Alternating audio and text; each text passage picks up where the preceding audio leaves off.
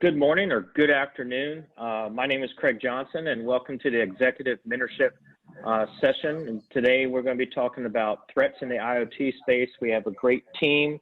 I'm going to have the team introduce themselves as they start the conversation instead of spending some time talking about each person. So I'm going to jump right in.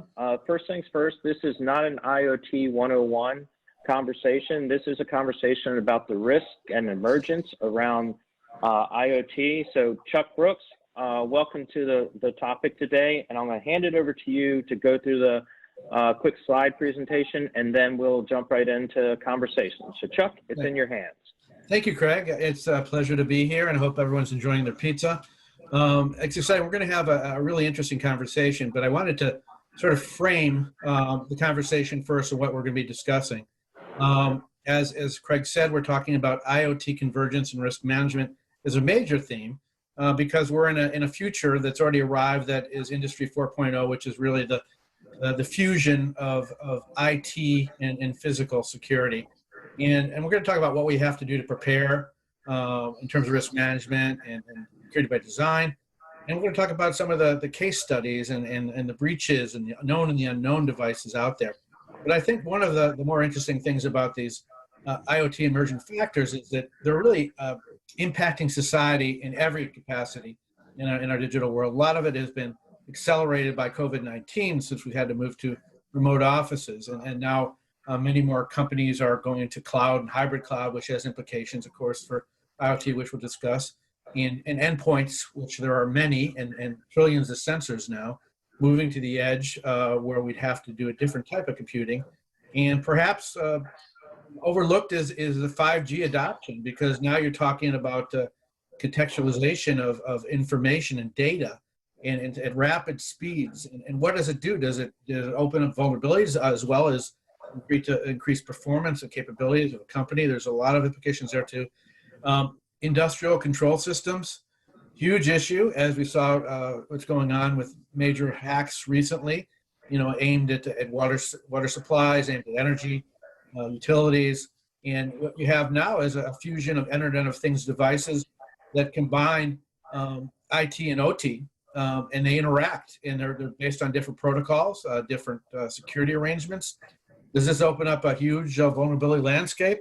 Most people think so. And you have the public and private infrastructure combinations that require compliance and other issues too there. So it's a really interesting topic. AI and ML, everything we hear about now. They're saying that within the next few years, 80% of devices will have what is a machine learning capability, or AI, more depending how you define it. Autonomous vehicles, everything connected, everything vulnerable. How do we control these endpoints, which there are going to be millions of them? And perhaps what is the most interesting area I see is the medical technologies issues, because we've really been pushed into the last year of really finding solutions through combined biotech and applying different devices and ventilator machines. And we're just finding out that these hospitals and these healthcare organizations are now huge targets of hackers. And not only that they for the ransomware and other attacks, but also the devices themselves are vulnerable and often comprised of many different type of devices and different networks or combined networks. So it's a real quagmire, is a good way to put it. And then finally, we'll just as it goes, what are the solutions? There's a lot of things going on right now to try to push towards standards, international, also through the United States regulations, through frameworks, etc. And so just quickly, this is why it's so important that we discuss IoT today. The attack surface and the vulnerabilities are just really unbelievable. And now, currently, 25% of all cybersecurity attacks involve Internet of Things. So the facts quickly stated: another 50 billion will be wirelessly connected via networks of sensors by 2021, according to Cisco. This is a debatable number, but whatever it is, it's a lot of billions. By 2023, there will be 3 times more network devices on Earth than humans. And by 2025, an average connected person anywhere in the world will be able to interact with connected devices nearly 4,800 times a day. So basically one interaction every 18 seconds. So you got to imagine that now we're moving into an IoT world and they're already impacting 60% and 7% of enterprises according to Forrester, and then 50% of IoT devices on corporate network security organizations do not even maintain the basic standards, which is usually the default passwords, which are given to the devices initially and not changed. So it's a huge statistical nightmare as well as a quagmire of policy issues too. You have the next slide. Okay. So there's a lot of thought going on now with how to deal with this. You know, the General Accounting Officer came out with a report recently, basically outlining the threats to IoT, the denial of service, malware, packet wiretapping, structured query language injection, warp driving, and zero-day exploits, and a lot of stuff also caused by distributed denial of service attacks from botnets. So there's a lot of threats out there, and we're going to discuss today, you know, what are those threats? How do they relate to your business? How do they relate to your industry? What can we do? Are we too late to save everything in the Internet of Things, or are there solutions out there? So next slide. So this is just an overview, which I'm really not going to go into too much detail, but there's some things that everyone should be doing, and we're going to get into much more sophisticated approaches too. But you know, of course, everyone should not keep their hard-coded username and password on the devices they get. You know, whether it's a Ring device or whether it's a wearable, whatever it is, whether it's your smart TV, you need to change it. Also, you need to be able to see who's on your network. Visibility is key. So you need to have those users and sensors themselves authenticated. Segmenting and firewall, really important, particularly because there's so many different types of devices out there and such a lack of standards that the devices it's very difficult to develop a sort of a trust basis without having firewalls and having them isolated and segmented. So you really have to deal with what you're given, just like the Internet of Things, which wasn't invented for security, it was invented for communication, so is the Internet of devices. Encrypting devices, all communications to and from the device, really important, particularly since you could assume that most cases you're going to be a victim of a cyber attack and you don't want your data stolen. Also, security analytics and monitoring. There's a lot of now drives now to have better visibility and alerts to organizations about what's going on in malicious activities. It includes intelligence sharing and sharing the latest threats. And of course, scanning software, which we all should be doing and don't do enough, and patching those exploits when they need to be patched. And then finally, just like everything else, and what we're going to discuss today, is you need to be able to analyze the data sets to detect the anomalies and then see what these new emerging technologies can do to help better protect us. And that's what we're going to be talking about. And I will open it up to the group now, to the next person to introduce themselves. By the way, I didn't really introduce myself much. I'm Chuck Brooks, president of Brooks & Consulting International. I also teach at Georgetown University in cyber risk management. And I came out of the Department of Homeland Security, Science Technology, and also out of industry, most recently General Dynamics Mission Systems, where I've been involved in cybersecurity and emerging technologies for the last couple of decades. Thank you. Hey, John, I'm going to let you jump in here and talk a little bit. I think that the other day when we were talking, we actually had a conversation around FedEx or one of the organizations around COVID. Yeah. And I thought that was a wonderful story to start with that would sort of put a picture around why IoT and risk is really important. So hopefully that you were the one that was talking. But John, I'm going to turn it over to you. Great, thank you. Great to be here. I'm John Kwarsick. I am an IT evangelist with Checkpoint Software, talking to you from Atlanta, Georgia today. I will get to FedEx in a second, but let me talk a little bit about a company that's headquartered here in Atlanta, the Home Depot. I'm sure everyone in this call knows who the Home Depot is.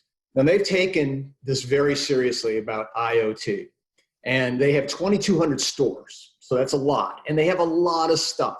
So just recently, last year, they decided to not only take this on head on, but then actually procure technologies that allow them to get visibility into their network. Here's some of the stuff that I found out last week talking to the Home Depot team. On one store, okay, this is just one store, they put out some discovery technology to look at IoT devices. They found 9 Xboxes in the store. So when the employees were on break, they were actually going and playing on their Xbox. Some of these Xboxes, they found out, were 3 and 4 years old.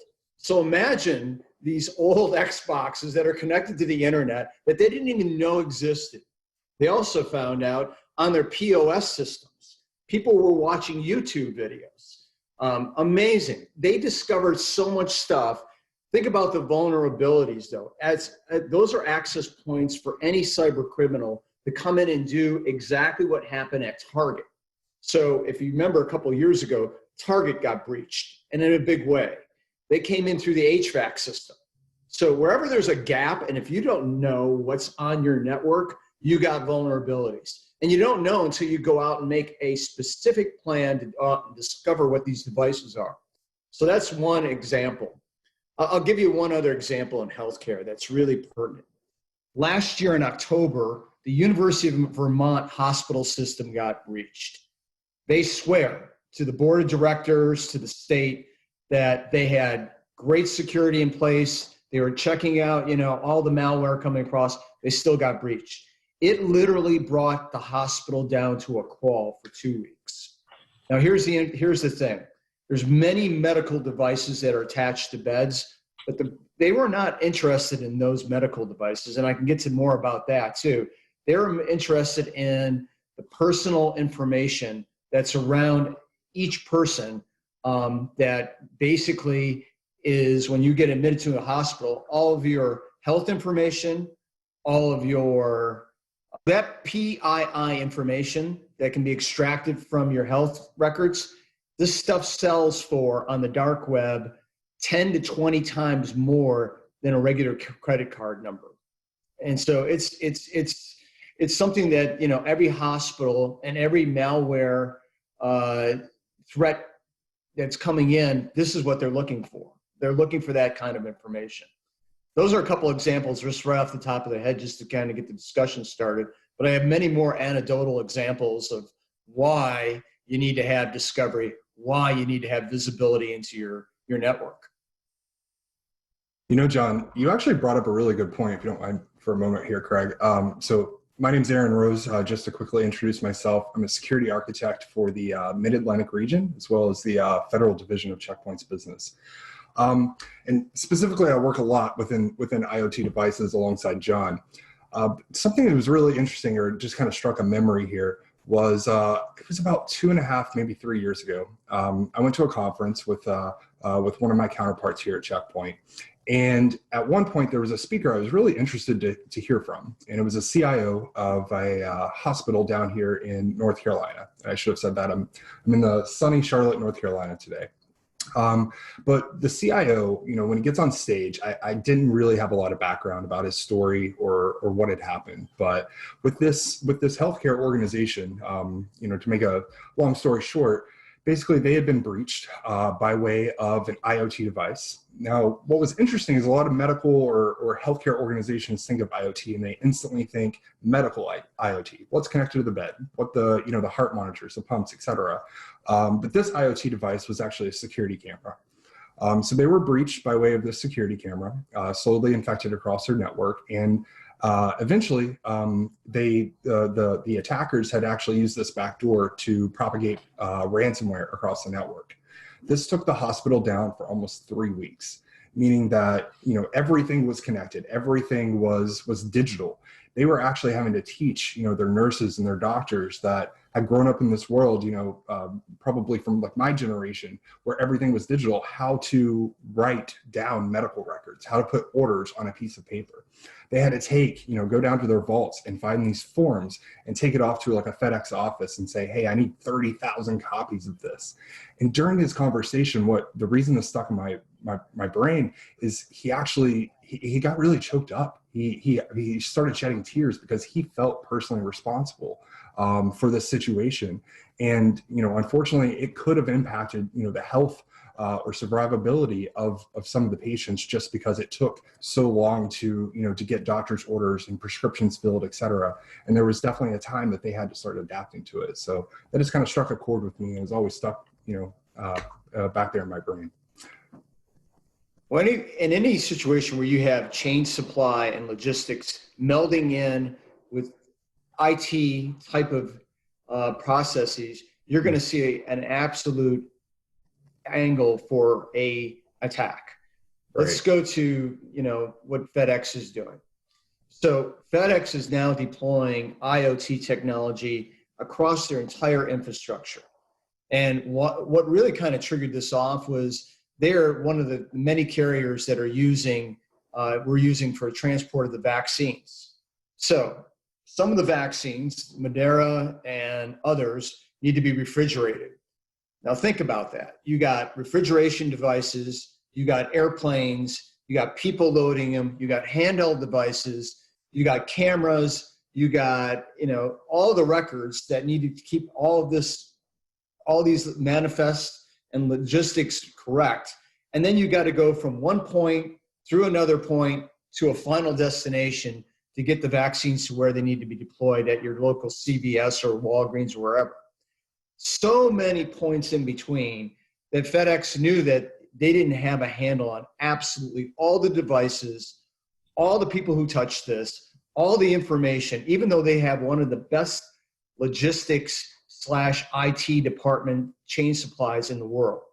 So when they went out and they did the IoT deployment, they literally found 4 million devices that they did not know that they had. 4 million devices that they did not know that they did not identify to their network. That's a lot. Okay, so this is why this is important. You think you got it covered, but actually you don't, because there's just stuff being added all the time. I'll give you one more example. Here in Atlanta, Piedmont Healthcare Systems. So they deployed some IoT technology. They had ventilators that they had brought in last year that either were being stored, getting ready to be used on a hospital ward if needed, or they had not been deployed yet and they were sitting on a dock somewhere in a staging area. They had 11 at one hospital that they didn't even have, that they didn't even know that was on their network, that had been sitting there and waiting. So not only is it important to identify, but it's also it's important to understand where this stuff is and, is it being utilized or not? Because quite frankly, if you can't see it, you can't protect it. John, I agree with you 100%. I think one of the first maxims of risk management is know your assets and know your vulnerabilities. And until you do that, you really can't do anything in terms of cybersecurity. And you really can't understand what's out there. In the last year, there's a 1,500% increase in shadow IT, and that's largely because of remote work. But it's not just limited to remote work. As you said, with FedEx and other retail, but people bring stuff in at Home Depot. And so you don't know what's in the system. So you first have to do that. You have to know what's out there and identify it to be able to protect it. And I think that's a really good point you bring up. And I think, and also to that, I remember a few years ago, I spoke at a conference for the National Academy of Sciences on biotech security. And one of the issues that came up was securing vaccines. So the exact thing with refrigeration issues, how easy it is for someone to change the temperatures in a refrigeration truck or do something. And yet, this is 5 years later, nothing's really been done, except for I'm glad to see FedEx is doing it now.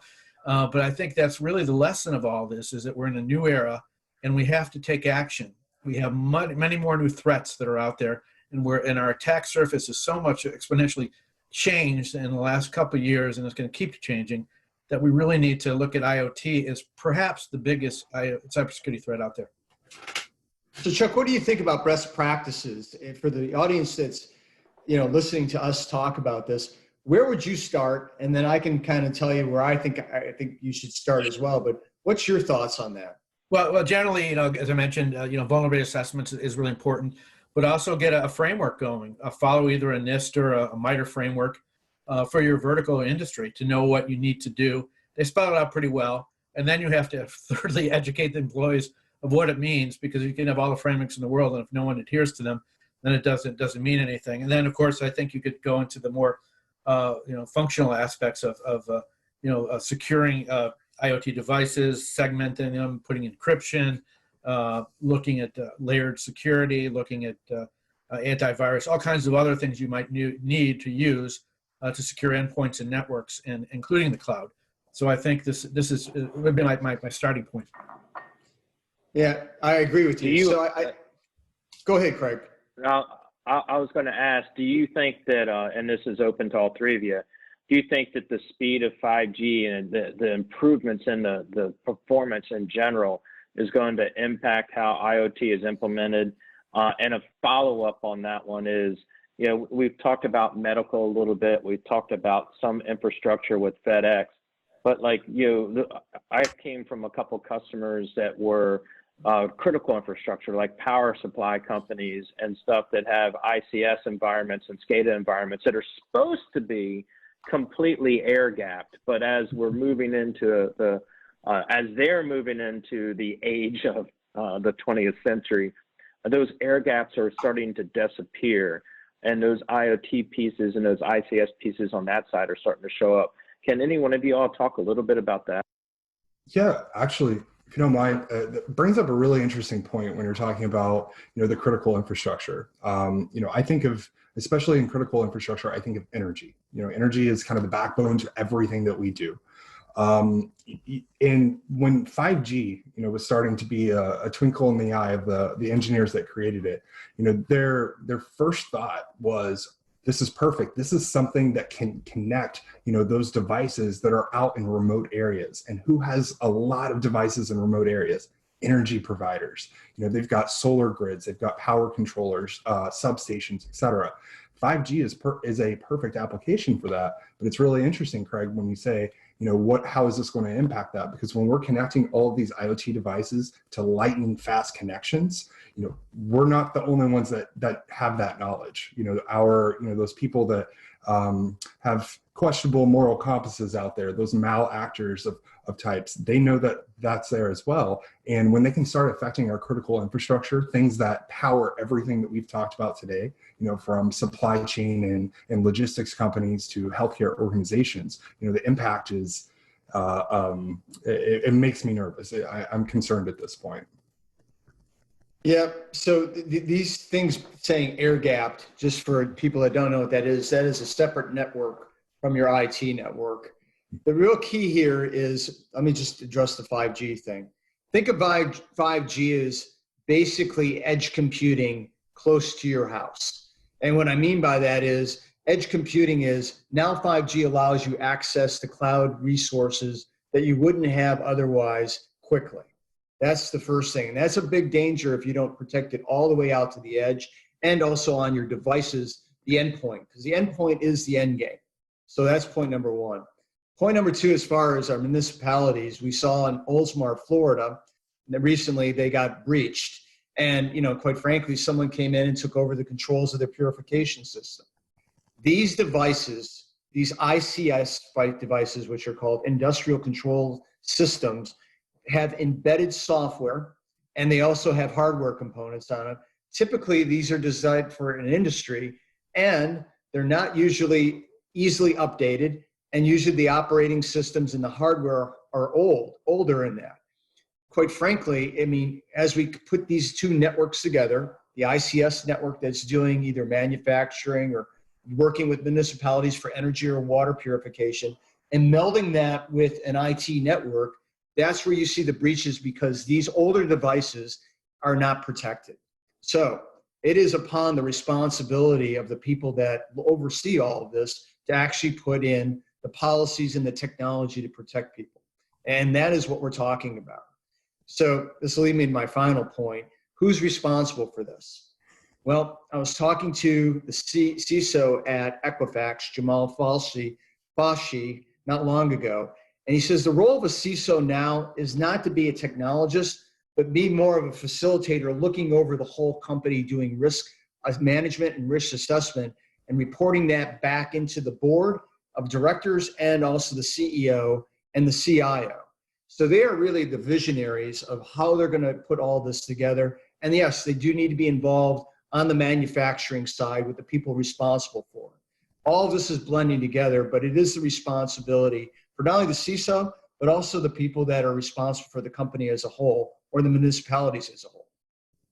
Yes, it's a good way of putting it. I think, you know, that goes to sort of, again, the public-private partnership, but it also calls attention to the landscape of the legacy systems that we have to deal with, particularly in energy, that may be 30 or 40 years old, and to deal with the growing connectivity of all these devices. And one of the areas I think that's pretty interesting that's often overlooked is smart buildings. You know, GSA obviously has a huge interest in this from a government standpoint, but also private now. I think most buildings now are moving to be able to control their energy, control their electricity, lighting, water. All those are major targets now. And, we're talking about pretty much every city that could be, and as we move into the landscape of smarter cities, all these are really easy entry points now for hackers. And I think we have to look at two things. One is what do we do to make sure, first of all, where we're going to be working, operating, where we're manufacturing our goods, where retail is happening.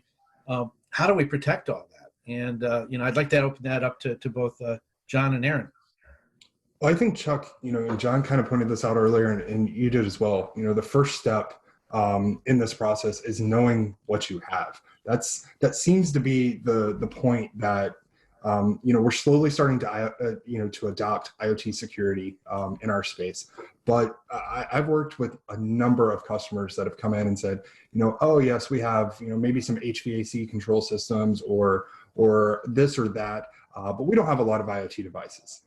And what's really funny, or I shouldn't say funny, but enlightening, is we go in, we do a number of services when we work with our partners to discover, what's on a network and what vulnerabilities or what issues we're seeing inside of a network and how we would adapt that to our best practices. When we've done these assessments, we come back and they say, yeah, so you found our 50 IoT devices. And I'm like, yes, I found your 50 IoT devices. I also found 900 more. Most people have no idea what's connected. I've seen some crazy stuff. I've seen people plugging in Raspberry Pi devices that will monitor their little plant that's sitting in the office during this COVID crisis all alone, and it'll tweet and let them know when it's the soil moisture is too low for the plant itself. I've seen thermostats being installed in conference rooms that they were never aware of, or IP cameras.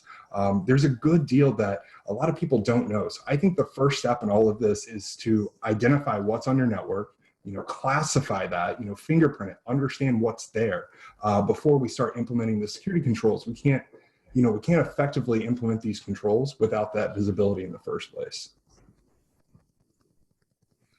Yep. I see some questions coming in about smart buildings, supermarkets, and all of that. First of all, buildings, this term smart buildings, what does that mean? Well, that means that we have infrastructure built into the building that allows it to be more efficient, whether it's for HVAC systems, heating, lighting, and all of those things. But quite frankly, not a lot of buildings are smart. A lot of buildings are using technology that's a lot older. The question is, how is all of these systems being centralized so you can understand what's going on each floor? Here in Atlanta, for example, we got many office buildings which are occupied by many different companies. Now think about this. Employees that are coming into the office nowadays, they're plugging into a network, they're VPNing in, and they're doing some other things that are actually accessing the resources that are available in that building. If everything is not protected in a sense of looking at the weakest point in the link, whether it's power, whether it's electricity, whether it's networking, whether it's cabling, whatever it is, if it's not protected, you've got vulnerability up and down the scale. And you can have people actually come in and do a centralized attack where they can steal IP addresses. Same thing with supermarkets. I would say even supermarkets are even more vulnerable than smart buildings, only because they're bringing in a lot of different things into the supermarket at any given time. You got trucks, you got delivery people with automated systems, you got point of sale systems, you got a lot of things in that food chain that basically have the potentiality for an IoT attack. So just wanted to close off on that particular topic. And that's really interesting. You're talking about supermarkets, and there's something, I'm not sure how many people have noticed this, but a lot of supermarkets now, they're changing their sales all the time to get us to buy this or buy that, their coupon strategy, etc. One thing they're updating dynamically now is the price tag. A lot of stores now, I've walked into a Best Buy, I've walked into supermarkets, a number of stores, they have small little e-ink devices that are IP connected that allow them to dynamically and automatically update those price tags. Who's looking into that firmware and understanding what's there? Another perfect example of this, I would say it's probably one of the groundbreaking attacks that we saw a few years ago. There was a fish tank. Anyone that's been to Vegas, you'll notice that inside of the casinos, they have these awesome fish tanks with some really exotic fish and different species of jellyfish, etc. Well, inside of this fish tank at one casino, they had a IoT device that was, connected to the internet, and it was monitoring the temperature, the water, etc. of the actual fish tank. No one thought to secure it. That was connected to their operational network for all of the things that happen at a casino that I'm sure I'm not aware of, but I know there's financial data there, there's connected machines, etc. They were able to use that as a pivoting point or a pivot point for the attackers to get in and compromise the network, exfiltrate financial data, or to impersonate somebody. Maybe it's the the CFO of the casino saying, "Hey, wire this money there," that sort of thing. So there's a lot of interesting use cases, and it really, I think the moral of all of these stories is we have to expand our minds, as security professionals. It's no longer just the desktop and the endpoint. Now we have fish impacting, IT security in an organization. Yeah, and another aspect of that whole panorama is supply chain security. Really, supply chain security is Internet of Things. And you're dealing with a lot of different products and softwares, usually in the supply chain. And how are they protected? Are the vendors following the same protocols? Because it only takes one to basically contaminate the whole network. And if you're relying on that and you don't have a visibility into what your partners or your vendors are doing, you can be in real serious trouble. And the other thing we talked earlier about, sort of the visibility and the understanding of authentication and access. But what about the sensors themselves? I mean, now we have trillions of sensors that are basically mini data points. What do we do? How do we protect those sensors, or even keep track of them? Because there's so many of them. Are there solutions out there or technologies that we need to be looking at? Yeah, so that's a great question. So John, one of the questions, one of the statements that I was going to say is, when we were talking about FedEx, you said, did you say 4 million devices? How many devices did they find? 4 million. 4 million. And how many devices does it take to introduce a attack into your environment? One. So, I mean, that's what's really scary about this. One of the questions that came in was, we talked a little bit about everything that's going on, is what should be like the top IoT, top 3 IoT initiatives for an organization. I heard asset, and every framework, cybersecurity framework out there is know your assets, know what you have, both known and unknown, right? I think it was Cheney that said you gotta know your knowns and your unknowns and knowns and unknowns. But this is really important. My question is, just getting the information, collecting the information is one thing, but what do we do with it? How do you take that information that you have about these assets and now create an actionable item? Is there integration? And how does that integration work? And I'm going to tell you, I'll let one of you answer that, but I was going to tell just sort of a quick story. We did an audit for a small industrial organization, and we found a couple devices. One that I found interesting was the UPS power supply, the uninterruptible power supply, was so old that it actually had an old Microsoft version of software on it that could not be upgraded. And it actually had the Ramble malware installed on it. Well, where do most UPSs sit? They sit in the data center. And this thing was connected to the data center network because it was part of the data center.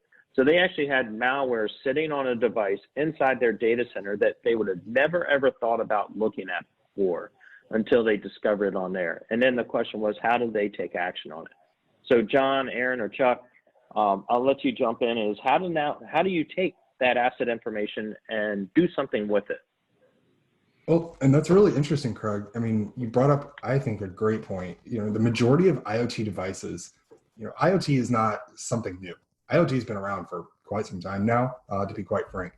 But what's interesting about it is a lot of these, there's manufacturers all over the wazoo now. There's some that are from foreign countries. There's, you can find nice cheap ones. You can find the nice, the more expensive ones. Maybe you buy it on Amazon. I mean, heck, in my house alone, I've got light switches and IP cameras, etc. But the problem with these is those manufacturers, when you're dealing with, not just 5 different manufacturers, but hundreds or thousands of them, they have no obligation to update, firmware to keep things, secure. So what do we do at that point? And, part of what Checkpoint does, working with our third-party integration partners in the IoT space, we're able to take, that device information that the sensors are providing. So these IoT discovery engines, as they're providing this information, it kind of like works in a way like when you integrate your firewall with Active Directory. It provides identity information. This is the device. Here's its MAC address, its IP. Here's the the manufacturer. Here's what we know about the firmware itself. We're able to do a lot of cool things with that. We can automatically classify those devices, so you can start building out access control and threat prevention policies around that. If these devices are too old for us to embed any type of nano agent or something inside of the actual firmware or operating system itself, then we can virtually patch it using our IPS capabilities. So there's a lot that we can start doing, even if those devices are older and antiquated, or maybe they're closed, they're closed source, or maybe like a walled garden where we can't actually get inside of it. We can still analyze that firmware, understand what CVEs are relevant, and then protect the device itself. And John, I misspoke earlier. I said 4 million devices exposed. That's what they had that they identified in total at the Home Depot. But they did find some surprises. So, quite frankly, if I'm a CISO and I'm responsible, and this is my advice to all those listening, the first thing you need to do is you need to get visibility into your networks. You're going to have some of that already with firewalls. You're going to have that already with some of the technology that you're in place, but you're not going to be able to see it all. Now, to Craig's point, what do you do when you get the information? Well, the first thing you start to do is figure out what's what, and then start parsing out what's important and what's not on your networks. Figure out, what devices are out there that you thought you had, and gap analyze that with what you didn't think you had. For example, printers, or in this case, Xboxes. You need to basically isolate threats. The good thing about having integrated technology is that you can write policies to centralize places like firewalls and dashboards, that once these devices are identified, you can push out the policies to basically allow you to build an effective management of these IoT devices. And it's a layered effect. So really, what you're thinking about here is 3 things. You got technology, people, and process. So technology is very important, but getting the people on board to do this is just equally as important. And then doing the processes is also important. The thing that we can do is help you automate the processing piece, because you got people that have to intervene to put these policies in place, to basically manage them and understand them through dashboards and other type of tools that are provided. However, if we can make that easier, if we can make that more automated, if we can make that in a way that it's more seamless. For example, new devices are brought into a medical environment, like new ventilators. Well, if you can automate a policy that says every new ventilator that we put on the network, it's going to basically do this, this, and this, and we understand who has access to it, what the IP addresses are, and who has visibility to it automatically. That's joy to an IT team. That's joy to a CISO, knowing that, hey, you've taken some of our work away that we have to do manually. Having this automated process is very, very important, and having it integrated is very, very important. Most companies, have anywhere from 50 to 40 different security type of vendors. And Chuck can probably validate that better than I, but I mean, they have taken best of breeds and try to cobble all this together. Very difficult to do when you're having IoT devices that are increasing, you don't have visibility to, and very difficult when you have a lot of different vendors you're trying to put this all together. You need to have it all integrated. That's the real key. Yeah, I agree. And you really need to be able to continually audit the devices and have real-time analytics and even predictive analytics. And I think that's where we're talking about where the convergence is happening. And that's where, again, where automation, which is really moving towards artificial intelligence and machine learning applications, is going. So I think because of the sheer number of devices and the volume of data out there, which is really exponentially gaining, I think every year it's more than all the years put before. So I think we have to have this sort of automated capability to deal with it. You can't deal with it from a manual basis anymore. It's just too large. So one of the questions that I was just asked was, and it's sitting in here about cloud and hybrid cloud. We're talking about IoT devices that are sitting inside the space, but everybody's network is no longer their network, right? Their network is your network plus your SaaS applications network plus your cloud network. How, is there a way or how do you gain visibility into your entire network? I know it's slightly off the IoT conversation, but a lot of IoT devices report back to cloud managed environments. So is there a way to see and get visibility across your entire enterprise, not just all your assets plus your network and your endpoint? Well, I think again, great point, because where my mind started going to was, let's all go back to the dark days, and sorry, but we're going to go back to March of 2020. March of 2020 was rough for everyone. And if we kind of jump back into that space, that's when COVID hit. That's when COVID got really, really bad here in the United States. And because of COVID, what happened? Everyone started working from home. Now, Checkpoint, we've been around for quite some time. We do a lot in the security space, obviously, but part of the security stack, or part of our software technologies, is VPN, or remote access capabilities, whether it's traditional VPN, securing SaaS applications, et cetera. So naturally, when COVID happened, we had a lot of people, a lot of customers or new customers reaching out to us, reaching out to the Teneo group, all of our partners saying, we need help. We have 500 employees. They've always worked in a call center or worked in an office building, but now we've got to send them home and they've got to work from home. What do we do? That brings up a lot of other questions. First, it's scaling. How do we make sure that they have the hardware appliances or the cloud connectivity they need for this VPN? That part's honestly the easier part.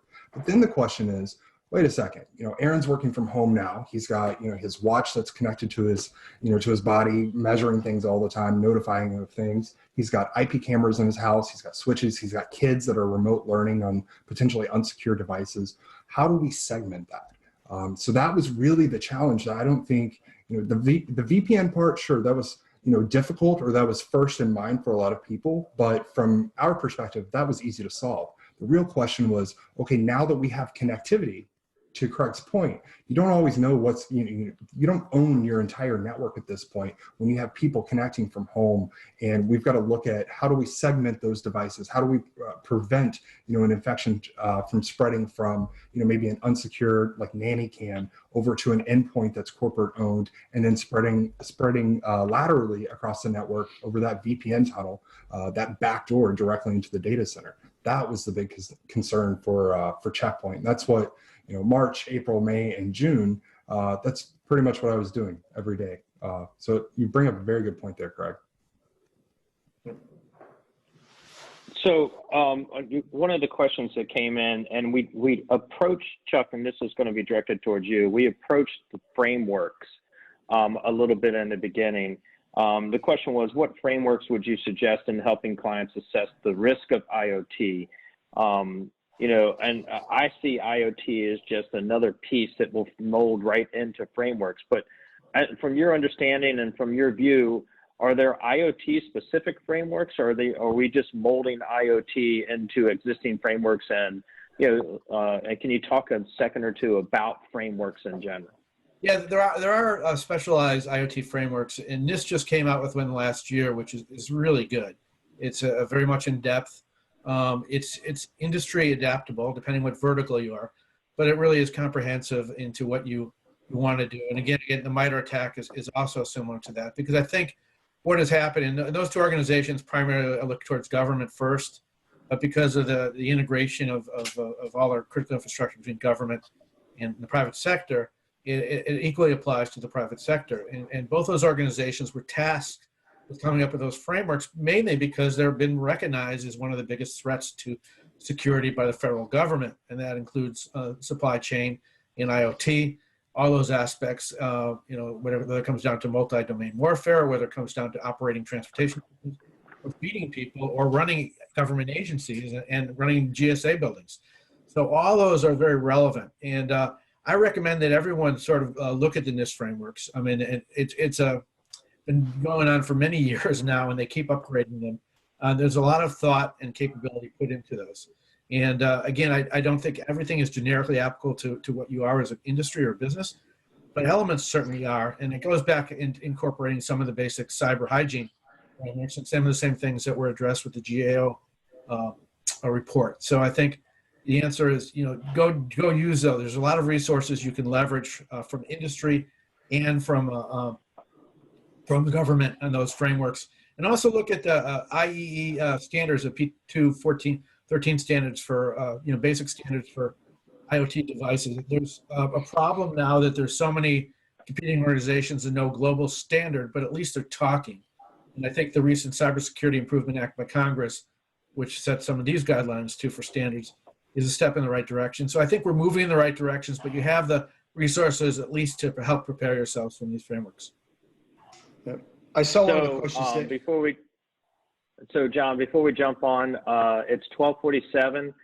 John, I'll give you a chance to follow up, but then I'd like for each one of you sort of make one final point about the discussion today before we move on to to talk about the slide that's what's next. Is there something that we can do next? What's our follow up and everything else? So John, I'm sorry for interrupting you. Yeah, I'll leave you with this. I was speaking to one of the senior vice presidents at Salesforce last week. This individual called me from Hawaii. They do a offsite with Mark Benioff every quarter. So he called me up and we chatted, and I was asking him, is he having a great time in Hawaii and all that? But he said, listen, John, we have not one, but two task force now at Salesforce internally to just address IoT. And I said, Doug, you guys aren't an IoT vendor. He says, no, but it's a massive problem. People are accessing their data from all over the world on their devices. And we think about, can our information be accessed through their devices through a threat? He says, we need to be responsible for this as a provider and an enabler of data as one of the largest ones in the world. So if that isn't a infomercial for why IoT is important, nothing is. So I just want to leave that in the minds of the next steps in my mind, if you're thinking about this, is to have a discussion internally in your company. Look at, what this might be as far as it applies to what your industry is. Understand, where you have gaps. And then obviously I'll lead the next steps. Take advantage of some of the resources here. The free sensor offer that basically the Teneo Group is going to offer. Allow you to find out and discover what those devices are. Allow you to open the kimono and say, you know what? Maybe we have a problem, maybe you don't. But you know what? You don't get there, you don't get the answers if you don't start asking the right questions. So those are the questions you need to be asking internally, and then take action. Aaron? Yeah, so closing thoughts. One final point. Yeah, I'll echo what John said, but first I want to say something, or something that kind of stood out to me. So Kevin Fu, he is the acting CISO now for the FDA. And he has a paper out there, or maybe it was an interview. It's really interesting, and I encourage everyone to go read it. But the main takeaway I got from that is he starts talking about essentially the supply chain without saying the word supply chain. And he's talking about, okay, how do we take these people that are designing all of these IoT devices, and we connect them with physicians, but we also need to remember there's one other person that needs to be in the room, and it's a security professional. We need to embed security. We need to have security as our mindset in the beginning. And I think that's great. And that's a goal. And to be quite frank, I think it's a long-term goal. I think really what we need to focus on now, to echo what John said, is we need to know what we need to protect. Without knowing what's on our network from an IoT perspective, we have no idea how to adapt our security controls. And I would encourage everyone, go and read that interview. It's very enlightening, but also take advantage of, all the resources, reach out to all of us. And take advantage of the excellent offering here from the Teneo group to make that discovery, to find out what is on your network, analyze the traffic, understand what vulnerabilities you could be subject to, and how to best protect you. Because I think it's a great place to start. Chuck, how about you? I know your ideas are always much higher in the conversation. We've gone from the very tip top to the very bottom in this conversation, from frameworks down to IoT, but from business, what's your point, one or 2 points that you'd love to get across? Yeah, well, I think I have to go back to the original theme, which is risk. It's all risk management, and unless you look at that as your top level goal, you're not going to be able to ameliorate the situation, and that incorporates security by design, depth, all those aspects, but particularly a security strategy. And I'm really encouraged more by the C-suite now being part of this in most companies discussing, because security is always an afterthought. And now I don't think companies can afford to look at it as an afterthought. And I think that environment is changing. So I'd recommend that everyone, as a starting point, go back and do an assessment, a vulnerability assessment, not just a typical vulnerability assessment of what major gaps may be there from cybersecurity standpoint, but what major gaps may be there from a future cybersecurity standpoint. And this is where you have to look at, again, where our convergence topic comes in, because we're integrating 5G, we're integrating hybrid and clouds, and we're integrating artificial intelligence and machine learning. And these technologies are going to take us for the next few decades, and they're going to substantially increase, and budgets are going to be tight, and we're going to need to rely on these technologies. Unless you can understand the convergence of these technologies and how they will apply to your own situation, you're going to be left behind. Awesome. Well, I'd like to thank all you all for your time today, and everybody that joined. I hope you enjoyed the pizza. If I had one thing to say, and somebody put it in my title here that said, this should be a tsunami warning. You don't just look up, but watch the wave going out. You need to figure out your space. If you're in an industry where you produce something, then from sewing machines to whatever, you got to ask yourself, and Chuck said it, you got to ask yourself, what's the risk if a supply chain attack happens, like a SolarWinds, but on IoT? What's the risk if I can't, execute on my environment? And it all starts with that. That's the executive level conversation. And we, like Chuck was saying, I think in the beginning, 25% of attacks are now based off of IoT. That number's only going to go higher, because for a hacker, IoT is the low-hanging fruit. It's the easiest one to get to. And so, that number is only going to go higher. So if you get in front of it with understanding what you have and then how to integrate that into your security solution, that's where it comes into play. John, can you slide back up one slide? Because one of the things I wanted to mention was we do have a couple more events. The idea for this goal, for this conversation, was to talk about the risk, talk about the frameworks, talk about everything at a higher level. And now we have broken it down into a couple smaller pieces. Every industry is a little bit different. The medical IoT has a different requirement. Even though they still have an IoT requirement, they still have a different purpose and regulations that they have to follow. So we have an event on the 23rd by invite only, where we are talking with an organization that already has IoT security integrated. And so if you're in the medical space, highly recommend joining that. The IoT discovery and prevention is actual full-fledged demo of one of the solutions and how it integrates into a security solution and what you actually see and what you can do. So it's a screenshots, not screenshots, but the actual solution. And then if all that is interest to you, we can offer ability to actually supply you with a free sensor in your environment so you can collect that information. Of course, that is part of the sales side. So you're going to have to pay attention to that part of it. But these are the things that are coming up. And if you're interested, if anybody has any other questions, please reach out to us. John, I think our information's on the next slide.